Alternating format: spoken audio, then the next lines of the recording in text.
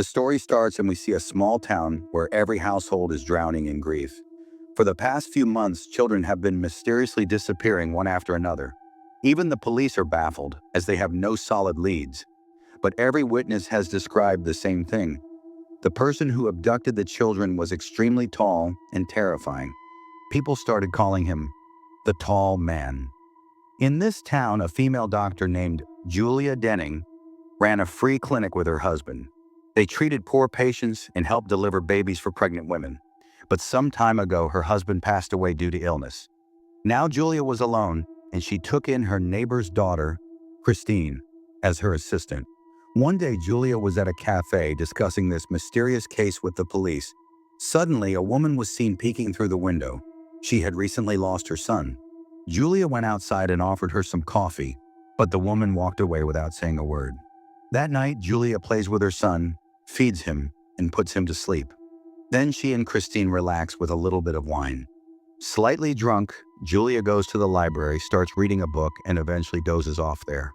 Suddenly, she hears a sound from downstairs. She wakes up and sees the radio is playing, but she hasn't turned it on. She realizes something is wrong. Rushing downstairs, she finds Christine tied up. Christine is terrified and points upstairs. Julia runs to her son's room, but the child is missing. The tall man had taken her son.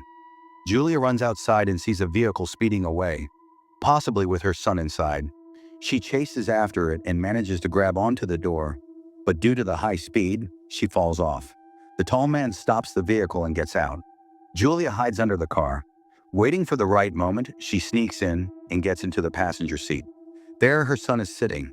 As soon as she goes to pick him up, a large dog lunges at her and knocks her to the ground. Julia gathers her courage, picks up a nearby brick, and kills the dog. But just then, the tall man appears and knocks her unconscious. When Julia regains consciousness, her hands are tied, and the same ferocious dog is standing in front of her. She uses a nearby iron bucket to cut the rope and breaks a glass window to escape. With all her strength, she attacks the tall man. The vehicle loses control and flips over. Julia loses consciousness again, and the tall man takes her son and runs away. But this time, Jenny sees everything. Julia regains consciousness and starts following the tall man's footprints into the forest. But the footprints suddenly disappear. Exhausted, she collapses on a road. Just then, a car comes by and takes her back to the cafe. All the villagers gather at the cafe. As soon as they see Julia's condition, everyone becomes concerned. The police advised her to rest and arrange a room for her. In the room, Julia notices a wall covered with photos of missing children, and among them is her son David. A local man was passing by the cafe and saw Julia staring at the pictures on the wall. He immediately informed the people sitting inside, but the way he did it seemed strange. Could some people in this small town, even some police officers, be in cahoots with the terrifying tall man? Meanwhile, one police officer hears a door creak open and goes outside to check. Julia had escaped. A search begins across the entire village, but no one knows that Julia is hiding inside a police vehicle. Just as the officer steps out of the vehicle, Julia also got out of the car and entered an old factory. There she saw David, her son. She ran toward him, but just then, tall man attacked her from behind. Now the tall man revealed his true identity. It was the same woman who had been seen outside the cafe a few days ago by Johnson. And the most shocking thing, David hugged that woman and called her Mom. Julia was tied to a chair. The full truth was now out. That woman was David's biological mother. She had gone through great trouble to help David remember her identity, and Jenny was the one who had taken David away. A few weeks ago, when Johnson found out that David was with Julia, he informed the whole village. At first, no one believed it. How could a doctor do such a thing? But gradually, the villagers started believing something was wrong. Now, when Julia tried to escape, the villagers began chasing her. The woman asked Julia, "Where are the other children?" Julia replied, "I handed them over to the tall man." But when asked, "Who is the tall man?" Julia started giving vague answers. Hearing that, the woman lost her temper and slapped her hard. As the slap landed, the ropes on Julia's hands loosened a bit. David had come closer by then. Johnson told Julia, "Now apologize to your son and tell him that you're not his real mother." But just then, Julia grabbed the opportunity and knocked the woman to the ground. David ran and hid in a corner. Jenny came in and found David. The three of them quickly escaped in a car and returned home. As soon as they got home, Julia handed David over to Christine and said, "Run quickly. The villagers will be here any minute." She also advised Jenny to return home, or else everyone would trap her too. But Jenny revealed that she had already told her father everything and had informed the police. She had hanged herself. A crowd had gathered outside the house. When Julia came out, people started throwing stones and shouting abuses at her. Many had lost their children and hadn't found them yet.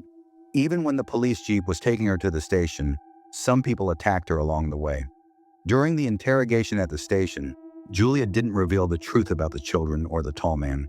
She kept repeating only one thing: these poor children's lives are full of sorrow, very lonely and cruel. Based on all the evidence gathered so far, the police concluded that perhaps Julia had lost her mental balance due to the grief of her husband's death and not being able to become a mother. That meant the tall man never really existed. A little later, Julia herself confessed to the police that there was no such person as the tall man. She had done everything on her own. To uncover the real truth about the children, the police called David's biological mother, Mrs. Johnson, hoping that one mother might understand another's emotions and bring the truth to light. Seeing that woman in front of her, Julia became emotional and slowly began to reveal everything. "I sent those children to big cities so they could escape this poverty and pain and live a better life." Then she knelt down in front of Julia and said, "I just want to see the tall man once." Julia went inside the house, picked up David in her arms, and walked toward the basement. Perhaps that's where the tall man was hiding.